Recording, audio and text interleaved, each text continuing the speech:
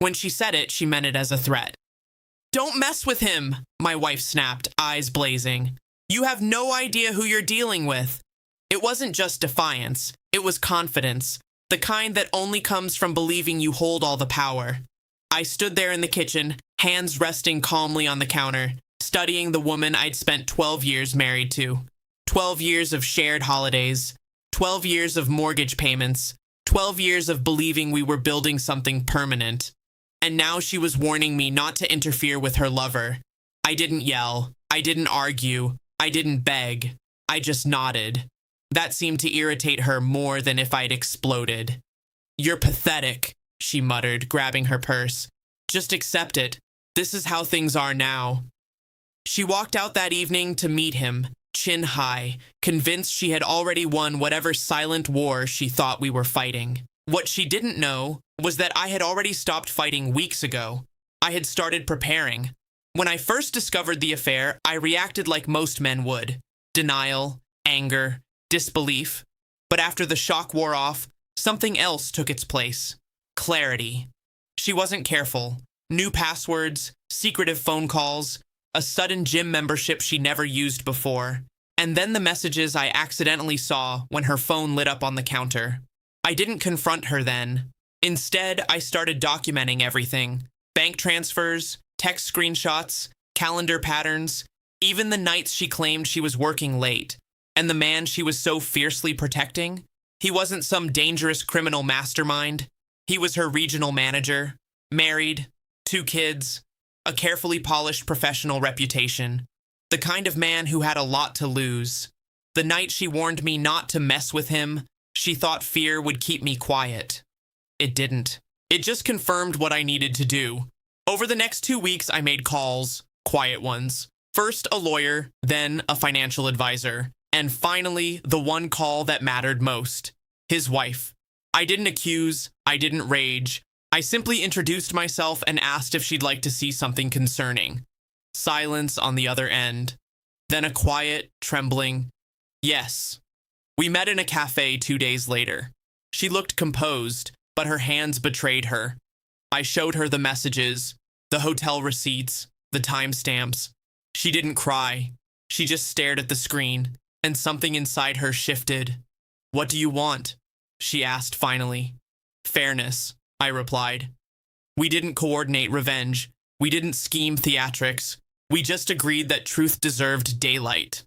3 weeks after my wife's warning, she came home unusually early. I was sitting in the living room, documents neatly arranged on the coffee table. She stopped mid-step. "What's this?" she asked cautiously. "Good news," I said calmly.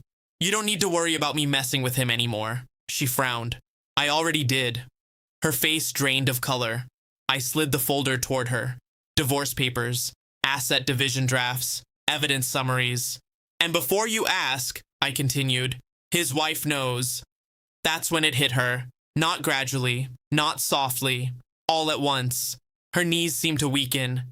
She grabbed the edge of the dining chair for support, but it wasn't enough. She sank into it, staring at the papers like they were written in another language. You wouldn't." "I didn't threaten," I reminded her quietly. "You did." Her breathing quickened. "You've ruined everything," she whispered. I almost laughed at the irony. "No," I said evenly. "You did. I just stopped protecting you from the consequences." She looked up at me then, not angry, not defiant, just afraid. Because she understood something she hadn't before. Her lover's wife wasn't the type to stay silent. Within days of learning the truth, she had filed her own complaint with the company's HR department.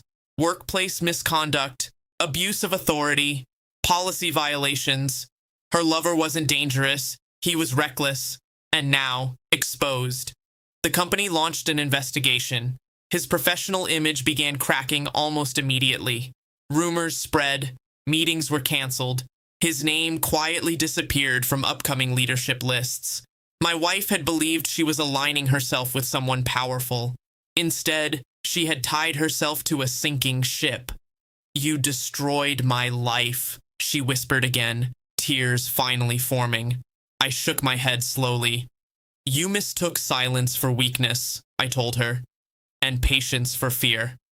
For weeks, she had strutted around our home like she was untouchable, convinced I'd either accept humiliation or explode irrationally. She never considered the third option, strategic calm.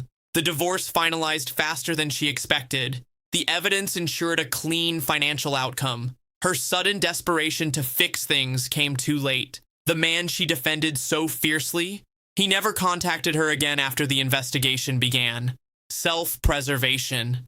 She collapsed that night, not dramatically, not physically injured, but emotionally. The weight of consequences hit her all at once. The illusion of control shattered. And I watched quietly, not with cruelty, but with finality. Because here's what she never understood. Power doesn't belong to the loudest person in the room. It belongs to the one who moves in silence. She warned me not to mess with her lover. She thought I was outmatched. But when she came home that night, the world she thought she controlled had already shifted beneath her feet. And there was nothing left for her to threaten. Only consequences waiting in the quiet.